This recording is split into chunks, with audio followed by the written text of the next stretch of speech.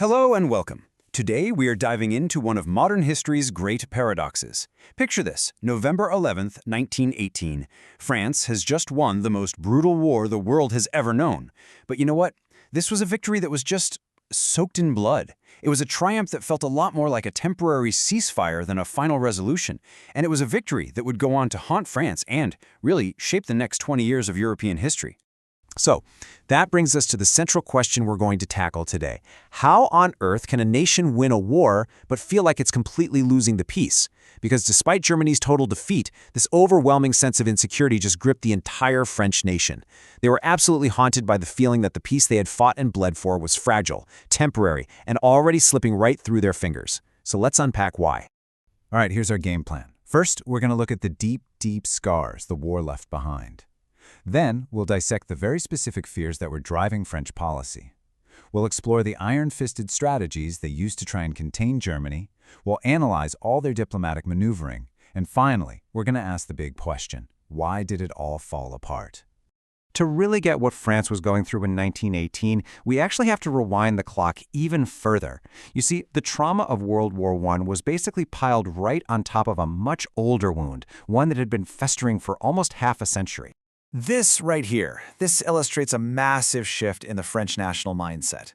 The humiliating defeat back in 1870 created this burning desire for revanche, for revenge, and for reclaiming the lost territory of Alsace and Lorraine. But the sheer industrial horror of World War I, a war of trenches and poison gas, it just extinguished that fire. It was replaced by a desperate, all-consuming need for one single thing: security. The goal wasn't to win the next war anymore, it was to prevent it from ever happening again. And this is why. 1.3 million dead. Just think about that number for a second. This wasn't just a statistic, it was a demographic catastrophe. An entire generation of young men, the country's workers, its farmers, its future leaders, was just gone. This created a massive labor shortage, sure, but it also created this deep-seated, terrifying question: where would the soldiers for the next war even come from? Every single village had a memorial, every family had a story of loss. And you have to remember, the war was fought on French soil. It left the country's industrial heartland in absolute ruins. As you can see, the most productive regions, the places packed with coal mines and steel factories, were systematically destroyed. This wasn't just physical damage, it was an economic cataclysm that made France incredibly dependent on getting German money, reparations, just to begin the enormous task of rebuilding. Okay, so with this backdrop of human loss and economic devastation, we can really start to understand the anatomy of French fear. This wasn't some irrational paranoia. Oh no. It was rooted in some very cold, very hard facts. Just look at these numbers. Even after being defeated, Germany was a much, much more populous nation. French leaders looked at this chart and saw a terrifying future. They knew that another long war of attrition, a war of manpower, was a war they simply could not win in the long run. Germany just had more people. It had the potential to rebuild its industry and rise again. And this right here perfectly illustrates the central paradox. To keep Germany down, France insisted on a really punishing peace treaty.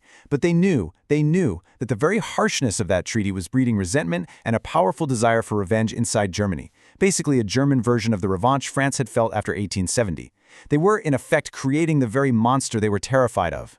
This feeling of being vulnerable was made so much worse by geography and diplomacy. The Rhine frontier, their border with Germany, it just didn't offer a lot of natural protection. And worse, France felt completely abandoned. When the United States Senate refused to sign the treaty or join the League of Nations, France's big hope for a security guarantee from Britain and America just evaporated. Suddenly, they were dangerously alone on the continent, facing a wounded but still very powerful Germany. So, feeling isolated and vulnerable, what does France do? It decides it has to take matters into its own hands. And this led to a two-pronged strategy. Number one, keep Germany permanently weak, and number two, build a defense so strong it could never be broken. The Treaty of Versailles was France's primary weapon here.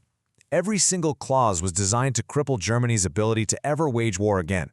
The massive reparations would bleed its economy dry, severe military restrictions would defang its army, and the permanent demilitarization of the Rhineland would act as a critical buffer zone. And, of course, they got Alsace-Lorraine back, finally healing that old national wound. This famous quote from French Prime Minister Poincaré, well, it pretty much sums it all up. For France, reparations weren't just about punishment. They were a practical necessity. That money was desperately needed to pay off their own war debts and to physically rebuild all those shattered northern regions. It was about economic survival, plain and simple.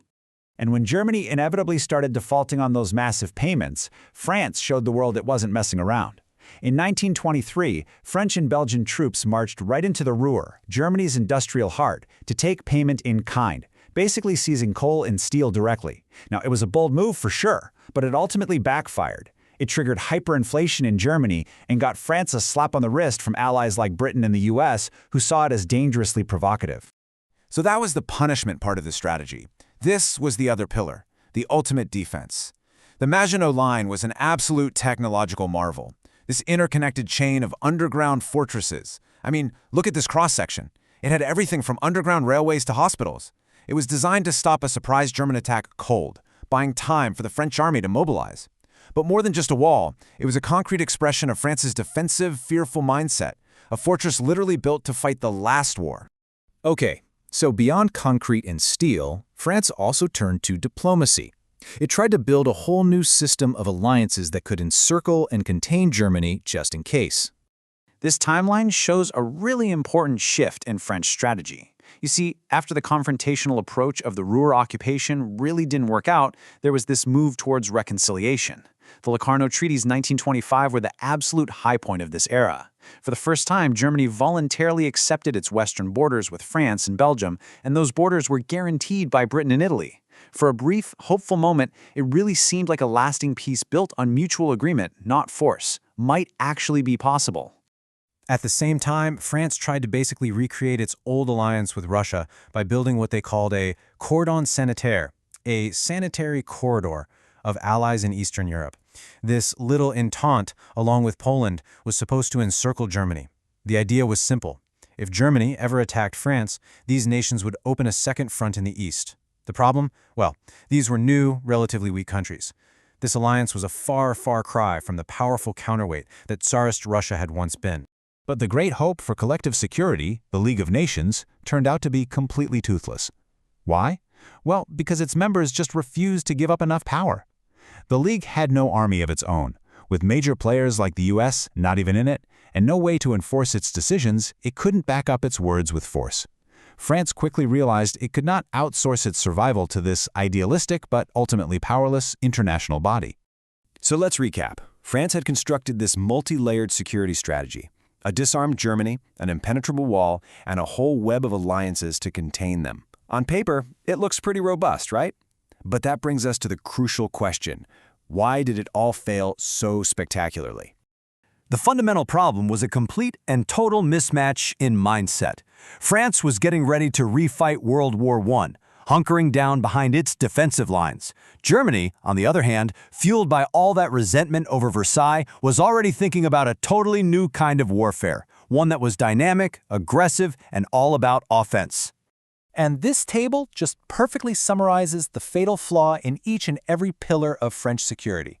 The Treaty of Versailles, it created the very resentment that fueled Hitler's rise. The Maginot Line, it gave them a false sense of security and was ultimately just bypassed through Belgium. The alliances in the East, they proved too weak to be a credible threat. And the later policy of appeasement? Well, that just emboldened an aggressor who could not be satisfied. Ultimately, France's victory in 1918 trapped it in the past.